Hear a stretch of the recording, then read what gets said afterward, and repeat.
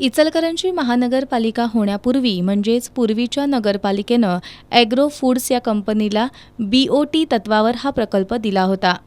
या कंपनीच्या कत्तलखान्यातून प्रदूषण होत असल्याचा आरोप करत हा कत्तलखाना बंद करावा अशी मागणी हिंदुत्ववादी संघटनांकडून होत आहे। या पार्श्वभूमीवर इचलकरंजी ॲग्रो फूडतर्फे पत्रकार बैठक घेऊन याबाबत खुलासा करण्यात आलाय।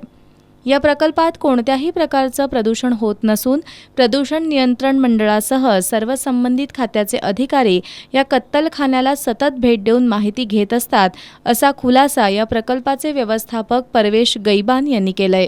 4 वर्षांपूर्वी तांत्रिक बिघाडामुळे रक्तमिश्रित पाणी कंपनीच्या बाहेर एकदाच पडलं होतं। त्यावेळी प्रदूषण नियंत्रण मंडळाच्या सूचनेनुसार आवश्यक सुधारणा तात्काळ केल्या। कंपनीच्या ETP प्लांटमध्ये 2 विद्युत मोटारी त्यावेळी तात्काळ बसवल्या। त्यानंतर असा प्रकार कधीच घडला नाही।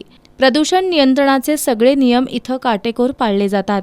या कत्तलखान्यातील मांस निर्यात होत असल्यानं अनेक प्रकारच्या अटी आणि नियमांचं पालन या कंपनीत होतं। सुमारे 1 लाख लिटरपेक्षा जादा क्षमतेचा ETP प्लांट 24 तास कार्यरत असून या कंपनीत 16 CCTV सतत चालू असल्याचं यावेळी सांगण्यात आलं।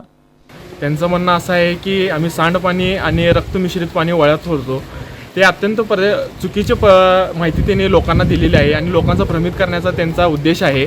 आज मी त्यांना इथं आमंत्रित करतो की त्यांनी हा कत्तलखाना भेट द्यावा। इथं कशा पद्धतीनं आम्ही ETP प्लांटमध्ये ट्रीटमेंट करतो आणि कसं वेस्ट मटेरियल आम्ही फलटणच्या कंपनीमध्ये त्याचे विल्हेवाट लावतो याची मी सगळं तुम्हाला माहिती देतो। लोकांना तुम्ही असं भ्रमित करू नका आणि तुमचे आरोप अत्यंत खोटे आहेत। 2010 साली आमच्या ETP प्लांटमध्ये मोटरमध्ये खराबी झाल्यामुळे ते पाणी तिथं गेलेलं होतं।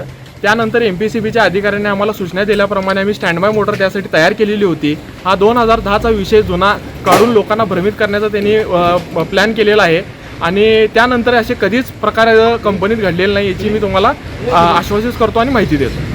प्रदूषणाचे काटेकोर नियम पाळणारा, अत्यंत स्वच्छ असणारा आणि शासनाला लाखो रुपयांचा महसूल कराच्या माध्यमातून देणारा Ichalkaranji Agro Foods and Gamma एंटरप्राइजेसचा कत्तलखाना महाराष्ट्रात आदर्शवत असल्याचा दावा यावेळी करण्यात आला। विविध करांच्या माध्यमातून शासनाच्या तिजोरीत लाखो रुपये महसूल जमा करणाऱ्या आणि हजारोंना रोजगार देणारा कत्तलखाना बंद करण्याची होणारी मागणी निराधार आणि द्वेषमूलक आहे। यात विरोधकांनी केलेल्या कोणत्याही आरोपात अजिबात तथ्य नाही, असा दावा यावेळी करण्यात आला। या पत्रकार बैठकीला मोदीन बेपारी, रजाक व्यापारी, रंगा हेगडे, विजय आवळे आदी उपस्थित होते।